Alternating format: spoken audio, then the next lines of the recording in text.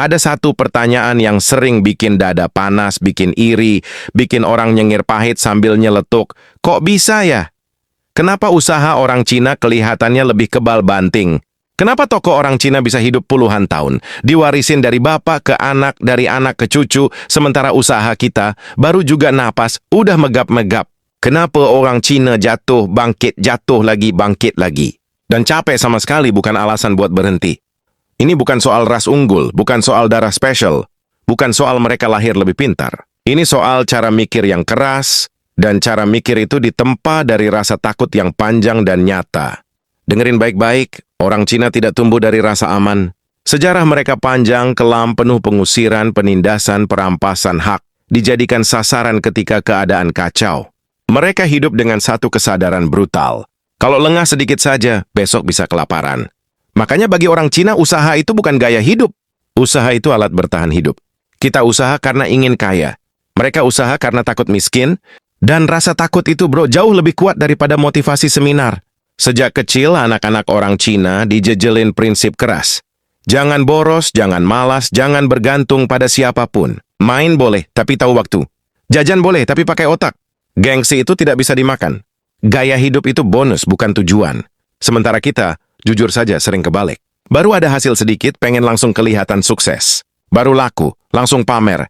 Baru untung tipis, langsung upgrade gaya. Padahal usaha itu masih bayi. Masih butuh dirawat, masih butuh ditahan nafsunya. Tapi sudah dipaksa kerja rodi cuman buat nutup gengsi. Orang Cina itu pelit di awal. Bukan karena mereka kikir. Tapi karena mereka paham satu hal, modal itu nyawa. Modal habis, cerita selesai. Mereka tahan pakai motor butut, pakai baju biasa, makan sederhana asal usaha jalan. Bukan karena nggak mampu beli yang mahal, tapi karena mereka ngerasa aman itu lebih penting daripada kelihatan sukses. Lu tahu bro, banyak toko tua yang kelihatan kecil, sempit, bahkan kusam. Tapi jangan salah, itu toko udah ngasih makan 3 generasi. Udah lewatin krisis, kerusuhan, inflasi, pandemi. Udah jatuh berkali-kali, tapi tetap berdiri. Kenapa? Karena mereka nggak pernah mikir usaha itu buat pamer. Usaha itu benteng, ada lagi yang bikin beda. Orang Cina itu disiplin sama arus uang.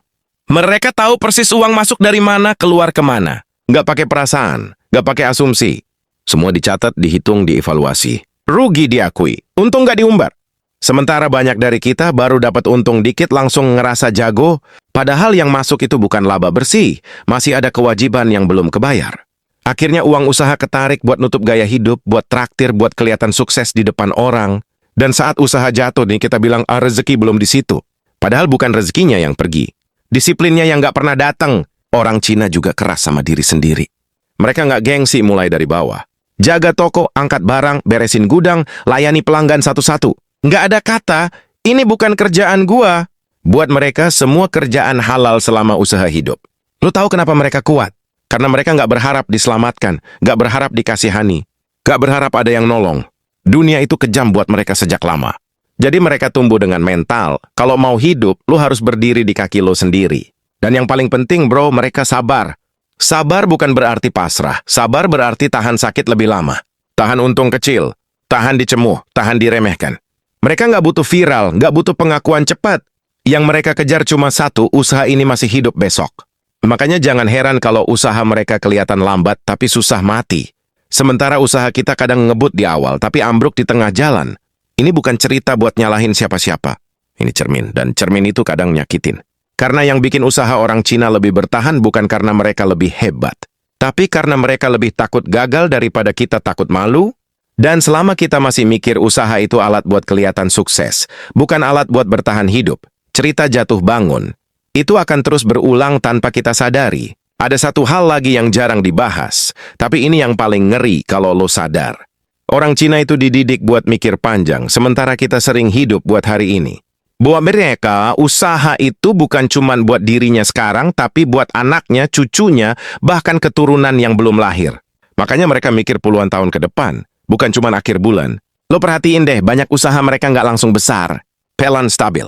Kayak air ngeresap ke tanah, nggak bunyi tapi dalam. Sementara kita sering kepengen hasil cepat. Cepat laku, cepat kaya, cepat kelihatan berhasil. Dan saat kenyataan nggak seindah ekspektasi, semangat mulai rontok. Orang Cina itu jarang jatuh cinta sama ide, bro. Mereka jatuh cinta sama sistem. Ide boleh biasa aja, tapi kalau sistemnya rapi, usaha bisa jalan lama. Mereka nggak gengsi jualan barang yang kelihatan sepele. Yang penting laku, yang penting muter, yang penting ada aliran uang. Lo tahu kenapa banyak dari mereka sukses di bidang yang sama puluhan tahun? Karena mereka nggak loncat-loncat. Hari ini kuliner, besok properti, lusa kripto. Mereka fokus, Nekun. Satu lubang digali dalam, bukan 1000 lubang, tapi dangkal. Dan soal gagal, bro, ini yang paling beda. Buat kita, gagal itu aib. Buat mereka, gagal itu biaya belajar. Usaha tutup bukan berarti hidup berakhir. Bukan berarti harga diri hancur. Bukan berarti harus curhat ke semua orang. Mereka evaluasi, potong kerugian. Mulai lagi, tanpa drama. Tanpa pembenaran. Tanpa nyalahin keadaan. Lu tahu kenapa mereka jarang nyalahin nasib? Karena dari dulu nasib emang nggak pernah baik ke mereka. Jadi ngeluh nggak ada gunanya. Ada juga satu kebiasaan yang kelihatan sepele tapi efeknya gede. Berikut jaga kepercayaan, janji itu harga diri. Utang itu kehormatan. Nama baik lebih mahal dari keuntungan sesaat. Sekali lo rusak reputasi di komunitas mereka, susah balik. Makanya mereka hati-hati banget sama omongan, sama kualitas, sama pelayanan. Sementara kita sering mikir, cuma sekali. Pelanggan juga nggak tahu. Padahal satu kesalahan kecil bisa jadi cerita panjang yang ngerusak usaha pelan-pelan. Dan soal keluarga, bro, ini sensitif tapi nyata. Buat mereka, keluarga itu tim. Bukan penonton, bukan beban. Anak dilibatkan, istri dilibatkan. Saudara dilibatkan, bukan buat dieksploitasi, tapi buat dibiasakan. Biar semua ngerti susahnya cari uang. Biar semua ngerasain capeknya jaga usaha. Sementara di banyak keluarga kita, usaha itu urusan satu orang. Yang lain cuma nikmatin hasilnya. Gak ikut ngerasain tekanannya. Akhirnya saat usaha goyah, dukungan juga rapuh. Orang Cina juga nggak gengsi belajar dari siapapun. Lebih tua, lebih muda, lebih miskin, lebih kaya, semua bisa jadi guru. Selama itu bikin usaha lebih hidup, ego ditaruh paling bawah. Lo sadar nggak bro, mereka jarang kebanyakan teori motivasi. Mereka nggak sibuk nyari kata-kata indah. Mereka sibuk kerja, bukan berarti mereka nggak capek. Mereka capek banget. Cuma mereka nggak ngasih capek itu kendali buat berhenti. Mereka ngerti satu hukum kejam dalam usaha. Yang bertahan bukan yang paling pintar, tapi yang paling tahan. Dan ketahanan itu dibangun dari kebiasaan kecil yang diulang tiap hari. Datang tepat waktu, buka toko walau sepi. Melayani walau capek. Ngitung walau pusing. Hal-hal membosankan yang sering kita remehin. Makanya kalau lo cuman ngelihat hasil akhirnya, lo bakal bilang, enak ya mereka. Padahal yang lo lihat itu hasil dari puluhan tahun nelen ego, nahan gengsi, dan nerima hidup apa adanya. Dan selama kita masih nyari jalan pintas, masih alergi sama proses panjang, masih pengen cepat diakui, jarak itu nggak bakal pernah ketutup. Karena pada akhirnya, usaha itu bukan lomba siapa yang paling cepat lari, tapi siapa yang paling lama sanggup jalan tanpa berhenti. Sekarang gua mau lo jujur sama diri lo sendiri, bro. Bukan buat nyalahin, bukan buat minder, tapi buat sadar. Banyak dari kita gagal bukan karena kurang modal, bukan karena kurang pintar, tapi karena mental kita bocor halus, bocornya pelan, nggak kerasa. Tahu-tahu usaha sekarat. Kita sering lebih sibuk kelihatan sibuk daripada beneran kerja. Lebih sibuk mikirin citra daripada mikirin fondasi. Lebih sibuk nanya, gimana caranya cepat sukses? Daripada nanya, gimana caranya bertahan? Orang Cina itu nggak romantis soal usaha. Mereka nggak nganggap usaha sebagai passion. Mereka nganggap usaha sebagai kewajiban. Kalau hari ini capek, tetap buka. Kalau hujan, tetap jualan. Kalau sepi, tetap jaga. Karena buat mereka, tutup itu pilihan terakhir, bukan solusi pertama. Sementara kita sering kebalik. Sedikit capek, nyari alasan. Sedikit sepi, nyalahin keadaan. Sedikit rugi, langsung mikir ganti bidang. Padahal usaha itu bukan tanaman yang bisa dipindah-pindah tanpa stres. Setiap kali lo pindah, lo mulai dari nol lagi. Nol pengalaman, nol kepercayaan. Nol reputasi. Ada satu kalimat kejam yang sering mereka pegang, bro.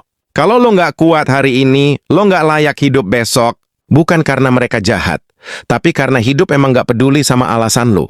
Dan satu lagi yang paling nusuk, mereka nggak iri sama kesuksesan orang lain, mereka fokus sama dapurnya sendiri. Mereka nggak sibuk nonton orang flexing, nggak sibuk bandingin diri di media sosial. Akan etana buat mereka hidup itu bukan panggung, hidup itu medan perang. Setiap hari mereka bangun dengan satu pertanyaan sederhana, hari ini gue bisa bikin usaha ini hidup satu hari lagi atau enggak? Dan soal uang, bro, ini yang sering bikin kita kepleset. Buat mereka, uang itu alat. Bukan simbol, bukan identitas. Makanya uang hasil usaha jarang langsung dinikmati. Diputer lagi, diperkuat lagi, diamankan lagi. Bukan karena mereka nggak pengen nikmatin hidup, tapi karena mereka tahu hidup enak tanpa pondasi itu cuma sementara. Banyak dari mereka baru kelihatan mapan setelah rambut ubanan. Setelah badan capek, setelah mental ditempa habis-habisan. Sementara kita sering pengen hasil besar di umur muda tanpa mau bayar harga panjang. Gua nggak bilang kita salah.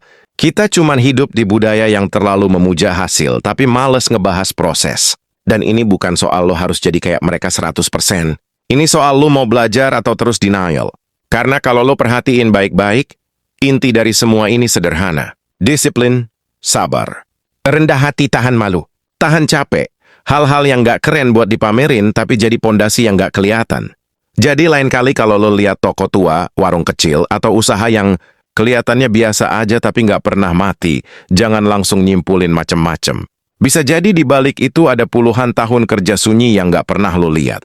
Dan kalau hari ini usaha lo masih terseok, masih kecil, masih jauh dari kata berhasil, jangan keburu minder. Yang bahaya itu bukan usaha kecil. Yang bahaya itu mental yang pengen cepat besar tapi nggak siap nahan lama. Karena pada akhirnya bro, dunia usaha nggak milih siapa yang paling banyak omong, paling pinter teori, atau paling viral. Dunia usaha cuma nyisain satu tipe orang yang nggak berhenti.